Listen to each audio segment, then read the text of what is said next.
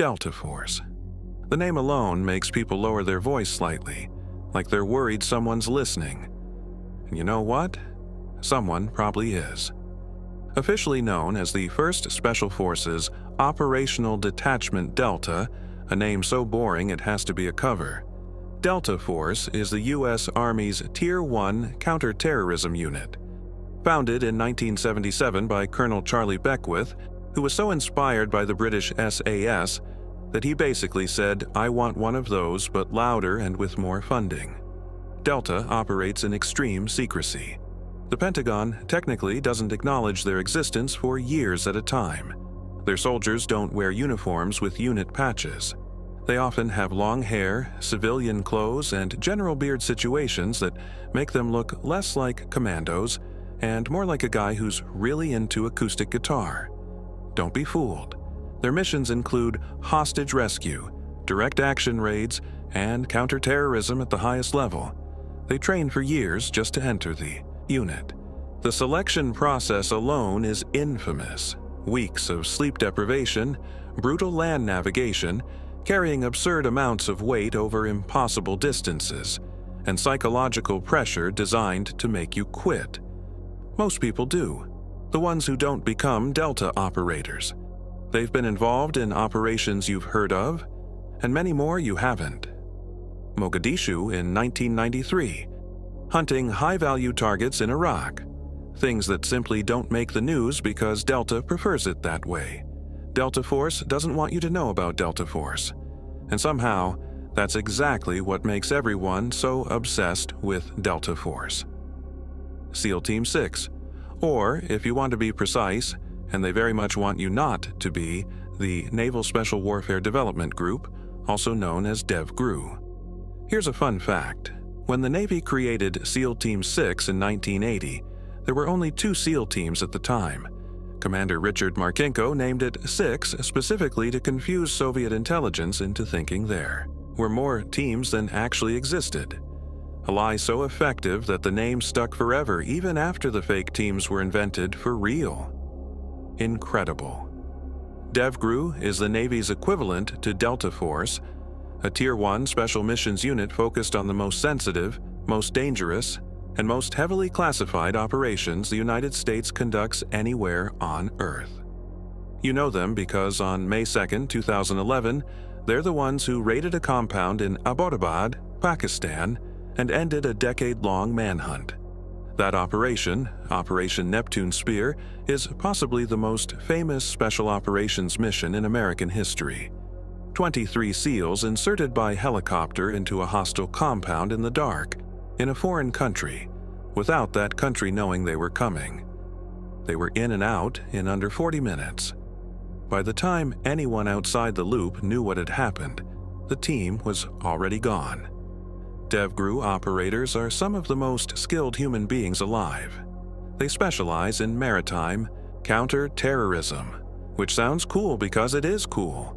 Boarding ships at sea, diving into harbors in the dark, flying across the world on almost no notice to do unspeakable things to people who absolutely deserve it. The existence of SEAL Team 6 is officially acknowledged. The actual details of what they do? Officially, not so much. Navy SEALs, the most famous special operations brand in the world. The ones with the books, the ones with the podcasts, the ones who wake up at 4:30 a.m. and need you to know about it. Let's be clear, regular Navy SEALs, not DevGRU, not the guys we just talked about, are already extraordinary. SEAL stands for sea, air, and land, and the name isn't just cool marketing.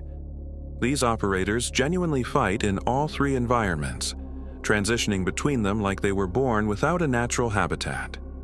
The path to becoming a SEAL runs through BUD/S, Basic Underwater Demolition/SEAL Training, which is widely considered one of the most brutal military training programs on the planet. BUD/S lasts 6 months. The dropout rate hovers around 75 to 80%. And the crown jewel of misery within BUD/S? Hell Week. 5.5 days of continuous operations on less than 4 hours of sleep total. running in freezing surf zones, carrying inflatable boats over your head, being cold, wet, sandy, and exhausted, while instructors calmly drink coffee and watch you suffer. And that's just to earn the right to continue training. SEALs conduct direct action raids, special reconnaissance, counterterrorism, foreign internal defense, and a range of clandestine operations across every theater of conflict. They've been in Afghanistan, Iraq, Somalia, the Philippines, and dozens of places whose names will never appear on a deployment patch. They are also, statistically, more likely than anyone else in the military to write a best-selling memoir, which is both impressive and slightly predictable at this point. 75th Ranger Regiment. Rangers lead the way.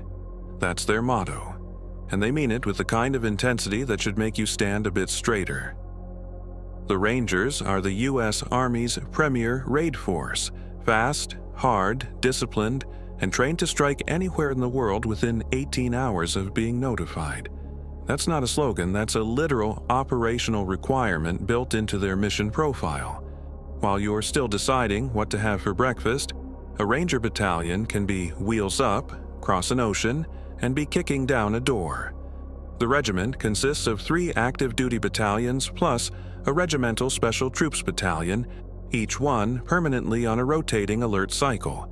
This means at any given moment, a portion of the regiment is packed, ready, and waiting for a phone call that could send them to places that don't make it onto the evening news. Ranger School, not to be confused with being an actual ranger in the regiment, is its own legendary institution. It's a 62-day course that strips soldiers down to their absolute limits of sleep deprivation and caloric deficit, then expects them to lead. Many elite soldiers from all branches go through Ranger School without ever joining the regiment. It's that respected. The actual 75th Regiment takes this even further. Every Ranger earns the right to wear that tan beret through a selection and assessment process on top of whatever other training they've already done. These are professional raiders, men who have mastered airborne operations, air assault, direct action, and urban warfare with a level of repetition and precision that borders on obsessive. In short, if a building needs to be taken right now, these are your guys. Green Berets, the quiet professionals, the ones who will learn your language, drink your local beverage, and spend months building your village's trust, and then quietly help your village destroy an insurgent network. With smiles. Officially, they're U.S. Army Special Forces. The green beret they wear, authorized by John F. Kennedy in 1961, who called them a symbol of excellence, a badge of courage, a mark of distinction, became so iconic that the hat became the name. Here's what separates Green Berets from almost every other force on this list. Their primary mission isn't always direct combat.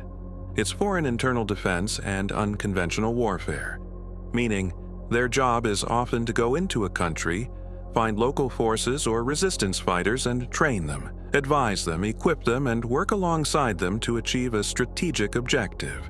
They are force multipliers.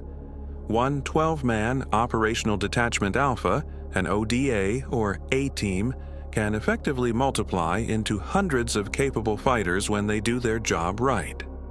Every Green Beret is a specialist.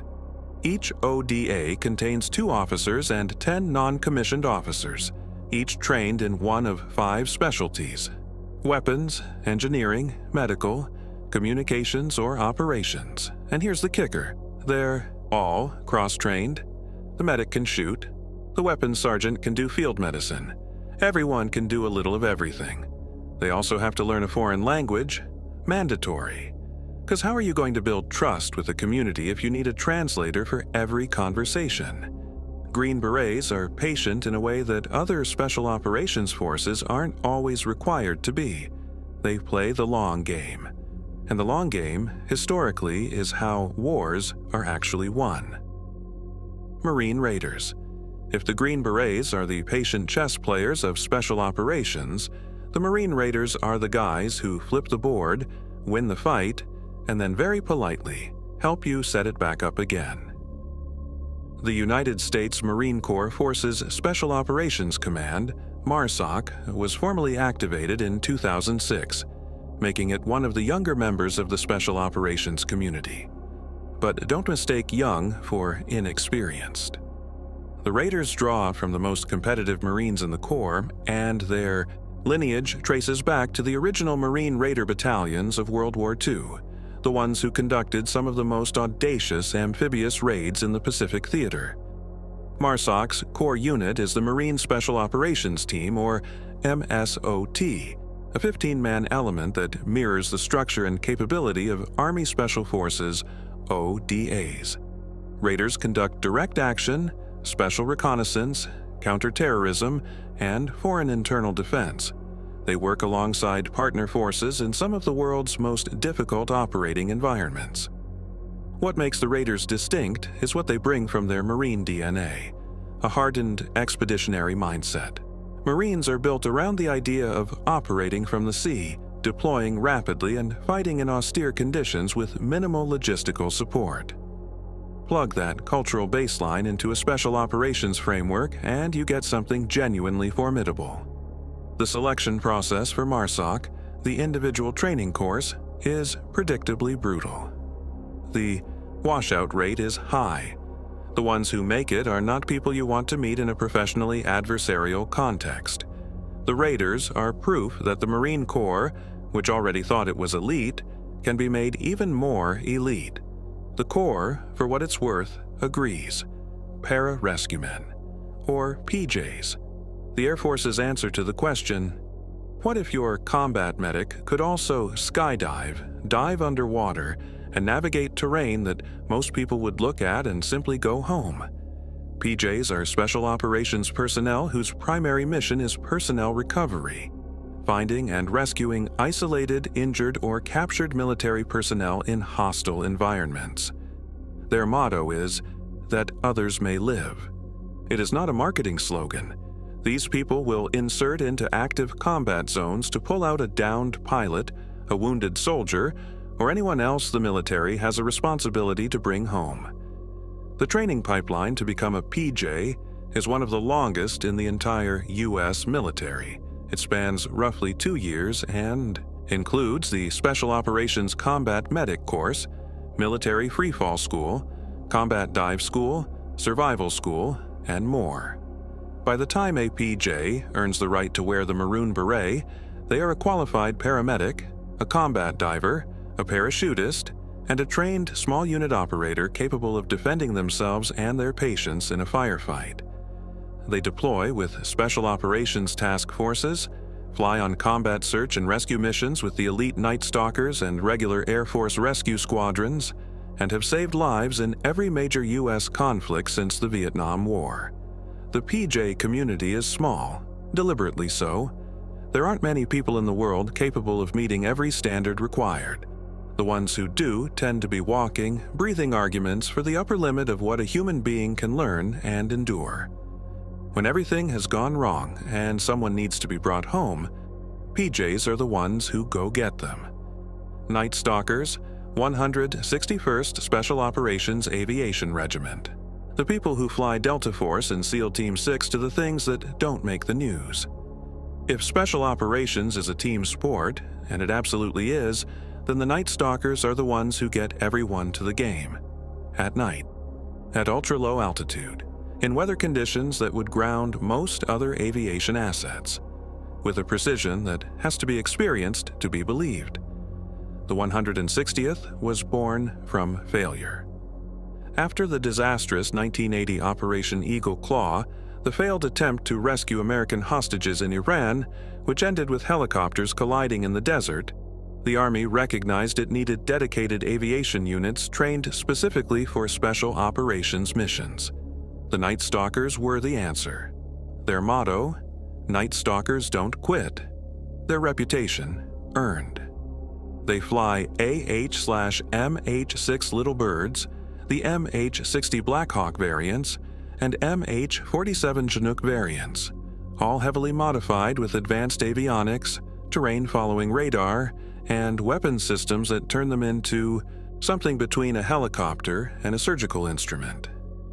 Night Stalker pilots train for thousands of hours before they're considered mission-ready. They fly with night vision goggles at speeds and altitudes that would give most commercial pilots a medical episode. They practice specific insertion and extraction techniques so repeatedly that by the time they do it for real, it's muscle memory. The raid on bin Laden's compound used Night Stalker helicopters. The Black Hawk Down battle in Mogadishu involved Night Stalker crews. For 30 years, if a Tier 1 operation went somewhere by air, Night Stalkers took it there. They are not famous. They prefer it that way. The operators they carry tend to be loud enough for both of them. Psychological operations. PSYOP, the military's professional persuaders, and yes, that is somehow an official military specialty, now renamed Military Information Support Operations in official doctrine, because psychological operations apparently made too many people uncomfortable in congressional hearings. These soldiers are specialists in influencing the beliefs, perceptions, and behaviors of target audiences in support of military objectives. In plain terms, they are trained to change minds. Enemy minds, civilian minds, anyone whose attitude or behavior stands between the U.S. military and its strategic goals. PSYOP soldiers design and deploy what are called products, leaflets, radio broadcasts, loudspeaker messages, digital content, calibrated for specific populations in specific contexts. During the Gulf War, PSYOP units dropped hundreds of millions of leaflets over Iraqi positions, urging soldiers to surrender. Enormous numbers of Iraqi troops did exactly that. The leaflets worked. PSYOP is part of the U.S. Army Civil Affairs and Psychological Operations Command. Their soldiers go through a specialized qualification course at Fort Liberty that teaches them target audience analysis, influence theory, cultural awareness, and media production. It is a genuinely intellectual special operations specialty in a community that tends to value people who can also sprint with a very heavy bag. Here's the thing about PSYOP that often goes underappreciated. Winning a fight without firing a weapon is better than winning a fight. If you can convince an enemy that resistance is futile, that surrender is honorable, or that their leadership has already abandoned them before a single shot is fired, you've achieved the same objective at a fraction of the cost. The pen, as it turns out, can be mightier. The military just prefers to have the sword too, just in case. Civil affairs. If you looked at this list and thought, okay, but who actually handles the aftermath? This is your answer. Civil affairs soldiers are special operations personnel, though some serve in conventional forces, trained to operate at the intersection of military operations and civilian life. Their job is to manage the relationship between military forces and the civilian population in an area of operations, minimize civilian interference with military missions, and support the reconstruction of civil society in post-conflict environments. That sounds bureaucratic. It is not bureaucratic. It is, in many ways, one of the most complex and consequential roles in the entire special operations ecosystem. Civil affairs teams deploy alongside special forces, rangers, and other units to do things like establish local governance structures, restore essential services, identify and work with local leaders, and prevent civilian populations from becoming adversaries. They work with NGOs, international organizations, host nation governments, and local communities in environments that are often still actively dangerous. Here's why this matters strategically. You can win every single tactical engagement of a war and still lose the war if the population turns against you. Civil affairs soldiers are the ones tasked with preventing that outcome. They are conflict strategists as much as they are soldiers. The Army's Special Forces Civil Affairs units, and there are also Marine and Reserve Component Civil Affairs units, are among the most consistently deployed and least publicly celebrated elements of the U.S. Special Operations enterprise. They don't blow things up. More often, they build things, which in the long run tends to matter more. Joint Terminal Attack Controllers, JTACs, the people on the ground who talk to the aircraft overhead and make sure the aircraft overhead hits the right thing. This specialty is perhaps the most technically demanding and pressure-loaded job in all of special operations that doesn't get nearly enough credit. A JTAC is a qualified service member, often an Air Force Special Tactics Officer or Combat Controller, sometimes Army or Marine personnel with additional training, who is certified to direct air-to-ground fires in a combat environment. What that means in practice. A JTAC is embedded with ground forces, identifies targets, communicates with fighter jets, bombers, or armed drones flying overhead, calculates and confirms target coordinates, deconflicts airspace to prevent fratricide, and issues the clearance to release munitions. Often under fire, often while moving, often with incomplete information and very limited time. The margin for error in this job is essentially zero. A JTAC error can mean a bomb hitting the wrong building. It can mean friendly forces being struck. The weight of that responsibility is simply not compatible with anything other than absolute mastery of the task. Air Force Special Tactics operators, combat controllers, go through one of the most demanding pipelines in any branch of the military to earn their certification. Army Special Forces soldiers can also earn JTAC qualification, as can a range of other special operations personnel. In the years of heavy combat, operations in Afghanistan and Iraq, JTACs were among the most requested and highest impact individuals in any special operations task force.